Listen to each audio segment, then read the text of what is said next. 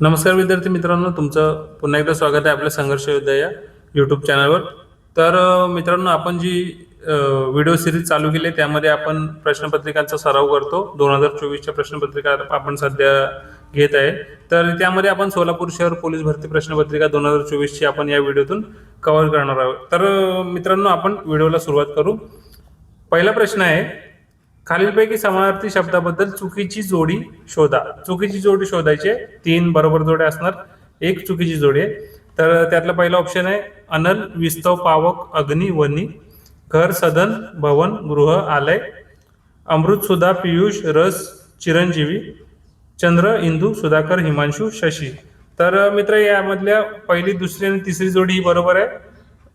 अनल, विस्तव, पावक, अग्नी, वनी, घर, सदन, भवन, गृह, आलय, चंद्र, इंदू, सुधाकर, हिमांशू, शशी, ह्या हे तीन ऑप्शन आहेत, हे बरोबर आहेत. आणि अमृत, सुधा, पियुष, रस, चिरंजीवी ही चुकीची जोडी असल्यामुळे ऑप्शन 3 हा बरोबर उत्तर आहे याचं.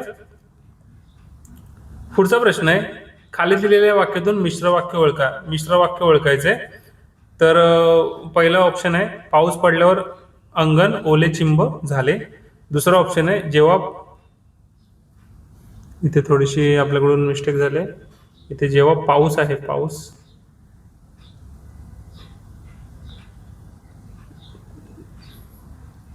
जेव्हा पाऊस पडला तेव्हा अंगण ओले चिंब झाले. पाऊस पडला आणि अंगण ओले चिंब झाले. आलेल्या पावसाने अंगण ओले चिंब झाले. तर मित्रांनो, मिश्र वाक्य केव्हा होते? जेव्हा, तेव्हा, जर, तर ह्या गोष्टी जेव्हा वाक्यामध्ये येतात, ही अव्यय जेव्हा वाक्यामध्ये येतात तेव्हा मिश्र वाक्य होतं. आणि व हे अव्यय जेव्हा वाक्यामध्ये येतात तेव्हा ही संयुक्त वाक्य होतात. त्यामुळे आपल्या बरोबर उत्तर आहे मित्रांनो, जेव्हा पाऊस पडला तेव्हा अंगण ओलेचिंब झाले, हे आपली मिश्र वाक्य आहे. पहिलं आणि चौथं हे केवल वाक्य आहे आणि तिसरं वाक्य हे संयुक्त वाक्य आहे, कारण का त्यामध्ये आणि हा प्रत्यय आले आणि हा अव्यय आलेला आहे. त्यामुळे आपलं बरोबर उत्तर आहे मित्रांनो, पर्याय क्रमांक 2. पुढचा प्रश्न आहे, सुंबाल्या करणे या वाक्यप्रचाराला समानार्थी वाक्यप्रचार ओळखा. सुंबाल्या करणे म्हणजे पोबारा करणे. पोबारा करणे म्हणजेच पळून जाणे. पळून जाणे याचाच अर्थ असा होतो, सुंबाल्या करणे किंवा पोबारा करणे. पुढचा प्रश्न आहे, खाई त्याला खवखवे या म्हणीच्या विरुद्ध अर्थाची म्हण ओळखा.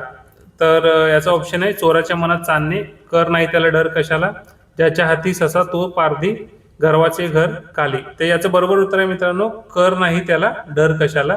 याचा अर्थ असा होतो की खाई त्याला खवखवे, जो खाईल त्यालाच खवखवणार, म्हणूनच कर नाही त्याला डर कशाला याचा विरुद्ध अर्थाची म्हण अशी होते. जो करेल तोच भरेल याचा अर्थ असा, आणि जो करणार नाही तो घाबरणार कशाला, म्हणून याचा विरुद्ध अर्थाची म्हण होते, कर नाही त्याला डर कशाला. पुढचा प्रश्न आहे, मीठ भाकरी म्हणजे काय? मीठ भाकरी म्हणजे काय? तर मीठ घालून केलेली भाकरी ऑप्शन 1 आहे. मिठाबरोबर भाकरी खाणे ऑप्शन 2 आहे. साधे जेवण किंवा गरिबाचे खाणे. त्याचं बरोबर उत्तर आहे मित्रांनो, साधे जेवण. आपण एखाद्या घरी व्यक्ती आला, पाहुणा आला, तर आपण त्याला बोलतो मीठ भाकरी खाऊन घ्या, म्हणजे आपल्या घरी जे काही साधे जेवण आहे त्याचा तुम्ही लाभ घ्या किंवा ते खाऊन घ्या. तर याचा मीठ भाकरीचा अर्थ असा होतो की साधे जेवण, आमच्या घरी जे पण काही साधे जेवण आहे ते तुम्ही खाऊन घ्या. त्याचं बरोबर उत्तर मित्रांनो, पर्याय क्रमांक 3. पुढचा प्रश्न आहे, साप हा शब्द उच्चारल्याबरोबर आपल्या डोळ्यासमोर एक सरपडणारा प्राणी येतो, हा अर्थ व्यक्त करण्याच्या शब्दातील शक्तीला काय म्हणतात? तर ही शब्दशक्ती आहे. तर ही शब्दशक्ती म्हणजे अभिधा. एखादी वस्तू किंवा एखादा कोणत्याही प्रकारचं प्राणी वगैरे आपण नाव घेतल्या तो आपल्या डोळ्यासमोर होतो, तर त्या शब्दशक्तीला अभिधा ही शब्दशक्ती असे म्हणतात. पुढचा प्रश्न आहे, खालीलपैकी ओष्ठवर्ण कोणते? ओष्ठवर्ण कोणते? ते एकदम सोपं आहे मित्रांनो. ओष्ठवर्ण किंवा दंत तालव्य हे वर्ण जेव्हा येतात तेव्हा ती आपण डायरेक्ट त्याचा उच्चार केला की आपल्याला ते सहजासहजी आपल्याला त्याच्या ऑप्शन मधून आपल्याला कळून जातं. त्याचं पहिलं ऑप्शन आहे अ, आ, ए, ऐ, अ, ई आणि उ, उ. उ, उ आपण जेव्हा उच्चार करतो तेव्हा बघा आपल्या ओठांची हालचाल होते. जेव्हा ओठांची हालचाल होते तेव्हा तिथे ओष्ठवर्ण आपण तिथे संबोधले जातो.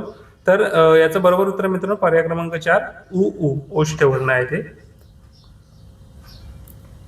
पुढचा प्रश्न आहे, शांतता, शहर, श्रीमंती, सौंदर्य या 4 शब्दांपैकी सामान्य नाम असलेला शब्द ओळखायचा आहे. तर सामान्य नाम असलेला शब्द आपल्याला ओळखायचा आहे. तर शांतता, श्रीमंती, सौंदर्य ही सगळी भाववाचक नावं आहेत. ही सर्व भाववाचक नावं आहेत. आणि शहर हे फक्त एक सामान्य नाम असल्यामुळे याचं बरोबर उत्तर आहे मित्रांनो शहर. सामान्य नाम आहे शहर. पुढचा प्रश्न आहे, ओढा या शब्दाचे लिंग ओळखा. तर ओढा म्हटलं की आपण तो ओढा असे बोलतो. ती ओढा किंवा ते ओढा आपण बोलत नाही. तर तो ओढा जेव्हा आपण बोलतो तेव्हा तिथे पुल्लिंगी कोणतं लिंग होतं? तर पुल्लिंगी लिंग होतं. पुढचा प्रश्न आहे, सामान्य रूप असलेली जोडी ओळखा. सामान्य रूप असलेली जोडी इथे ओळखायचे. साठा, साठे, विहीर, विहिरींचे, देखील, देखलेपण, बरोबर, बराबर. तर याचं बरोबर उत्तर आहे मित्रांनो विहीर, विहिरींचे. चाचीचे किंवा ला असे जेव्हा प्रत्यय लागतात तेव्हा त्याचं सामान्य रूप हे विहिरी असं होतं. त्यामुळे याच्यातलं बरोबर ऑप्शन आहे मित्रांनो विहीर, विहिरींचे हे सामान्य रूप आहे. साठा, एक साठा, अनेक साठे हे अनेक वचन झाले. देखील, देखील, देखलेपण हे भाववाचक नाम झाले. आणि भरभर ही कृती झाली. त्यामुळे याच्यातलं सामान्य रूप आहे विहीर, विहिरींचे. खालीलपैकी कोणत्या पर्यायी उत्तरात आत्मवाचक सर्वनाम असणारे वाक्य आहे? आता खाली आपल्याला पर्याय दिलेत. त्यातला पहिला पर्याय, धीराने उभा राहणाराच लोकोत्तर लाभाचा धनी होतो. दुसरा आहे, मनुष्याचा सर्वात मोठा शत्रू तो स्वतः असतो. सावित्रीबाईंचं सारं काम आटोपलं होतं. त्यांनी माझ्याकडून काम करून घेतले. तर यातलं आत्मवाचक म्हणजे स्वतःबद्दल जिथे बोध केला जातो. तर इथे याच्यामध्ये 4 ऑप्शन मध्ये दुसरा जो ऑप्शन आहे, मनुष्याचा सर्वात मोठा शत्रू हा स्वतः मनुष्य म्हणजे तो स्वतःच आहे शत्रू. त्यामुळे इथे आत्मवाचक सर्वनाम तो स्वतः असा होतो. त्यामुळे ऑप्शन नंबर 2 आहे याचं बरोबर उत्तर. पुढचा प्रश्न आहे, गणवाचक संख्या विशेषणाचे उदाहरण कोणते? तर गणवाचक आपल्याला इथे ओळखायचे आहे. मागील तास, पुढचा तास, काही तास आणि 1 तास. तर इथे गणवाचक होतं 1 तास, 2 तास, 3 तास. म्हणजे तिथे आपण गणना केली जाते. 1 तास, 2 तास, 3-4 तास, 4 तास अशी गणना होते. पण इथे मागील तास, पुढचा तास म्हणजे इथे आपण तिथे काल दाखवते की मागचा तास, पुढचा तास, म्हणून हे कालवाचक होतात. आणि काही तास म्हणजे हे अनिश्चित होतात. अनिश्चित संख्या विशेषण इथे होतं. परंतु ऑप्शन जो 4 आहे तो 1 तास, 2 तास, 3 तास, 4 तास आपण त्यामध्ये त्याची गणना करू शकतो. म्हणून याचं बरोबर उत्तर आहे मित्रांनो ऑप्शन क्रमांक 4, 1 तास. पुढचा प्रश्न आहे, पाऊस आला तरी सहल जाणारच. तर या वाक्याचं आपल्याला हे वाक्य कोणत्या प्रकारचं आहे ते आपल्याला ओळखायचं आहे. इथे लिहायचं राहिलंय आपल्याकडून.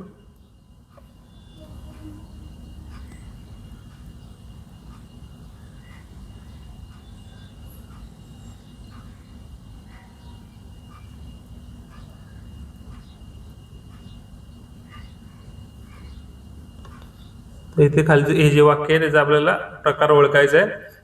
तर इथे मी डायरेक्ट तुम्हाला ऑप्शन दिले संकेतार्थ. कारण का जर आणि तर किंवा जरी तरी हे जेव्हा अव्यय येतात वाक्यामध्ये तिथे संकेतार्थी वाक्य होतात.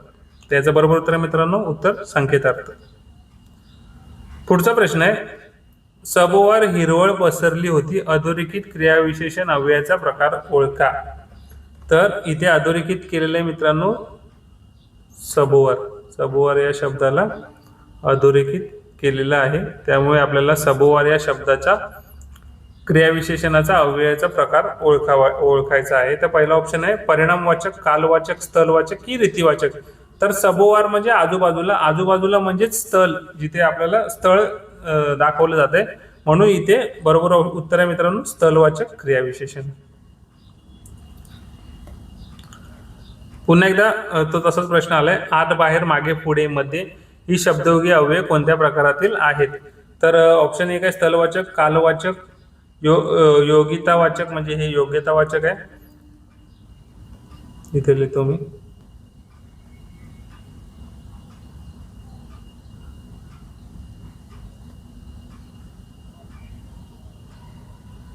योग्यतावाचक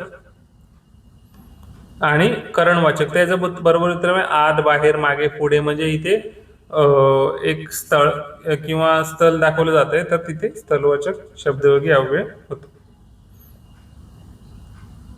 सुनील आणि सचिन क्रिकेटर आहेत. सुनील आणि सचिन क्रिकेटर आहेत.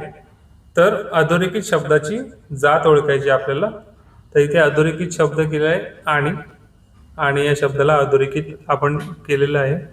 तर याचं उत्तर आहे मित्रांनो उभयान्वयी अव्यय. सुनील आणि सचिन आणि हे उभयान्वयी म्हणजे दोन अव्ययांना जोडणाऱ्या शब्दाला काय बोलतात तर उभयान्वयी अव्यय. म्हणून याचं बरोबर उत्तर आहे मित्रांनो उभयान्वयी अव्यय. पुढचा प्रश्न आहे तेंडुलकरने शतक इथे पण थोडीशी मिस्टेक झालेली आहे. तेंडुलकरने शतक ठोकले असं ते वाक्य आहे. तर वाक्यातील कर्त्याची विभक्ती ओळखा.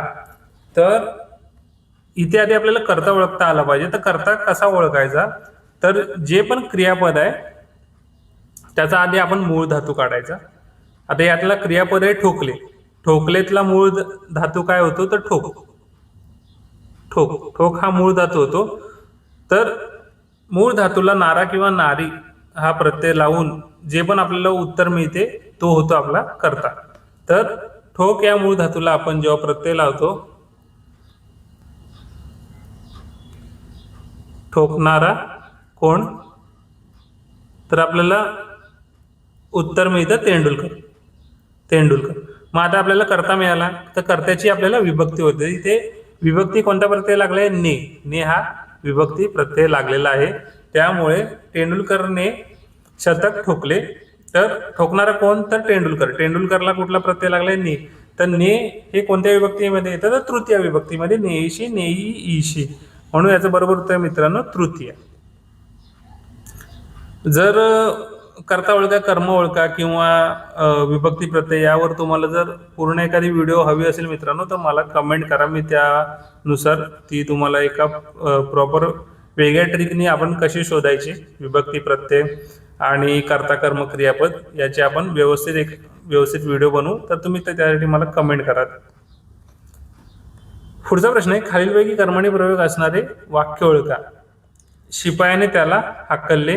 त्याने भाजी घेतली. रामू भाजी विकतो. तो निघून गेला. आता इथे आपल्याला ओळखायचं आहे कर्मणी प्रयोग. कर्मणी प्रयोग आहे तेच बरोबर वाक्य ओळखायचं आहे. म्हणजे 3 असणार ही कर्तरी प्रयोग असणार पण एकच असणार ते कर्मणी प्रयोग. तर ते ओळखायचं आहे. तर पहिला आपण बघू ऑप्शन शिपायाने त्याला हाकलले. तर हाकलणारा कोण आहे शिपाई.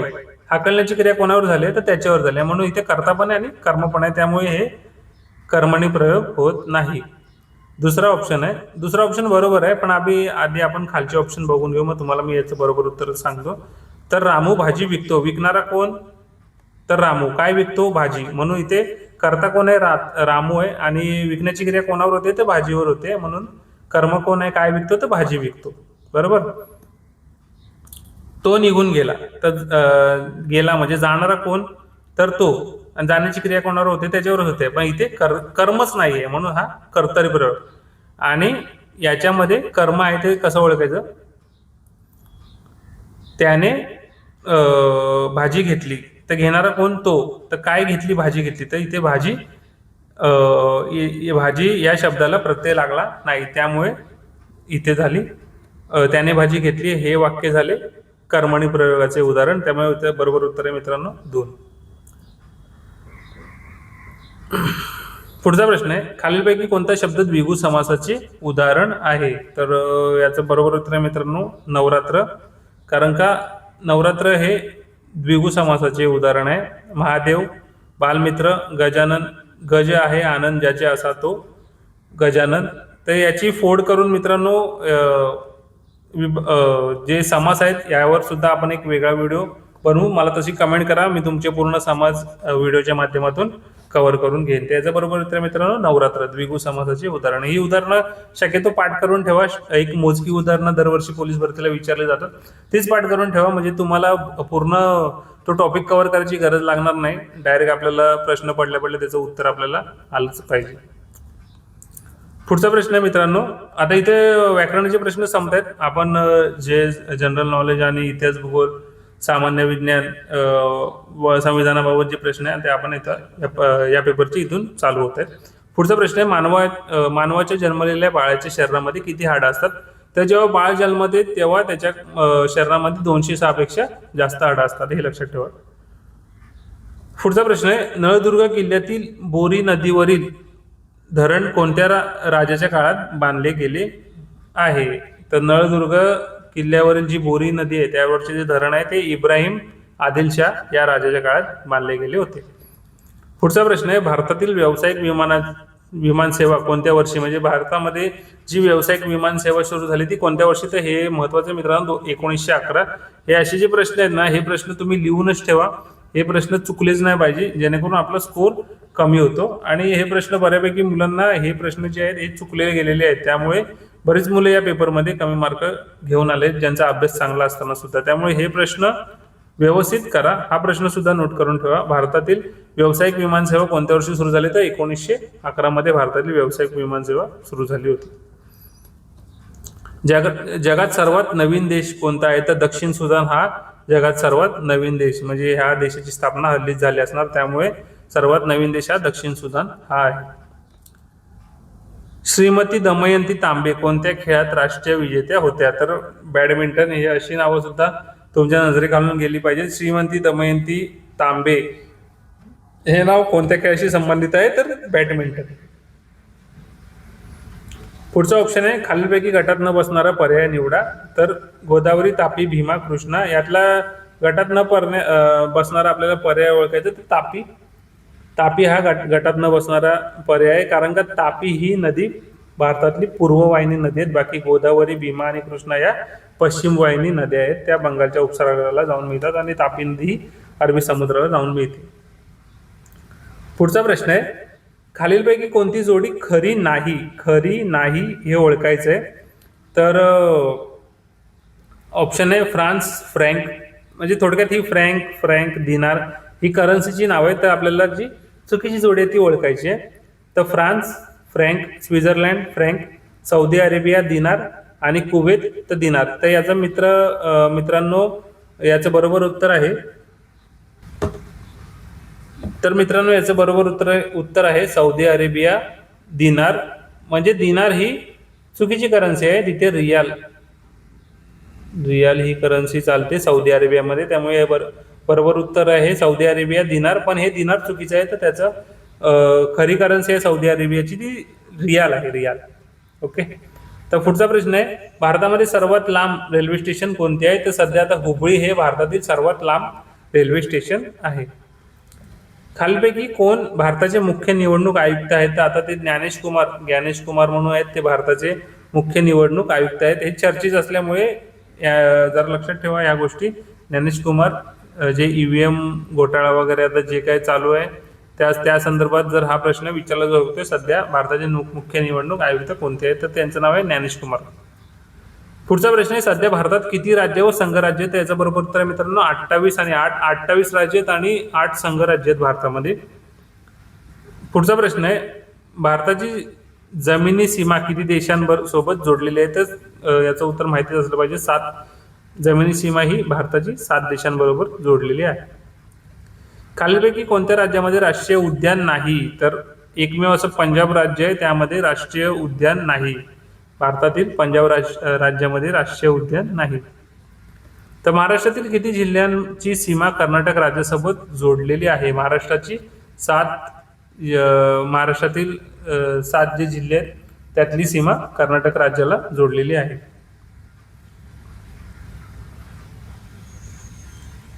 पुढचा प्रश्न, कॉमनवेल्थ साप्ताहिकाचे संस्थापक कोण होते? तर कॉमनवेल्थ हे साप्ताहिक डॉक्टर एनी बेझंट यांनी सुरू केले होते, त्यांचे संस्थापक एनी बेझंट हे होते. तर मित्रांनो ही झाली आपली सोलापूर जिल्हा प्रश्नपत्रिका 2024 आणि त्याचे आपले प्रश्न उत्तर. आपण यामध्ये जास्त करून मराठी व्याकरण पडलेलं, तर मराठी व्याकरणाचे प्रश्न पण मित्रांनो आपल्याकडून चुकले नाहीच पाहिजे. मराठी व्याकरणाचे प्रश्न आणि गणित, रिझनिंग हे जर तुमचे 3 टॉपिक प्रॉपर असतील तर तुम्हाला फक्त GSचे प्रश्न आणि करंट अफेअर्सचे प्रश्न व्यवस्थित तुम्ही केले की तुमची टोटल ही 95 प्लस जाणारच आहे. तर त्यासाठी मित्रांनो दिवस खूप कमी उरलेत. व्यवस्थित आणि टाइम वेस्ट न घालवता चांगली मेहनत करा. ग्राउंडची पण डेट जवळ येते, त्यानुसार ग्राउंडची पण तयारी ठेवा. आणि प्रश्नपत्रिका आपण घेत राहतोच. आता सध्या 2 दिवसापूर्वी थोडासा माझा टेक्निकल प्रॉब्लेम झालेला आहे, त्यामुळे मी व्हिडिओ अपलोड करू शकलो नाही. पण यापुढे आता आपले रेग्युलर व्हिडिओ येत राहतील आपल्या चॅनलला. तर मी 2024ची प्रश्नपत्रिका आता सध्या संपवायचा प्रयत्न करतोय. 2024 झाले की 2000 मी 23च्या प्रश्नपत्रिका, 2021च्या प्रश्नपत्रिका, त्यानंतर मी माझ्याकडच्या स्वतः संभाव्य प्रश्नपत्रिका ज्या आहेत त्या मी ज्या स्वतः बनवलेल्या आहेत त्याची पण मी तयारी या व्हिडिओच्या माध्यमातून घेऊन येणार आहे. तसेच तुम्हाला जर गणिताविषयी काय डाऊट असेल किंवा रिझनिंग विषयी काय डाऊट असेल तर ते सुद्धा तुम्ही मला विचारू शकता. त्यासाठी सुद्धा मी चांगले चांगले टिप्स तुमच्यासाठी घेऊन येऊ शकतो. तर तसं मला कमेंट करा. तुम्ही कमेंट कोण करत नाहीये, नुसते व्हिडिओज बघतायत. मित्रांनो कमेंट पण करा, जेणेकरून मला समजेल की तुम्हाला काय हवंय माझ्याकडून आणि मी तुमच्यासाठी काय अजून करू शकतो. तर मित्रांनो इथेच थांबतो. आजची व्हिडिओ इथेच संपली. पुन्हा एकदा आपण भेटू नवीन प्रश्नपत्रिकेसोबत. तोपर्यंत मित्रांनो सर्वांना जय हिंद.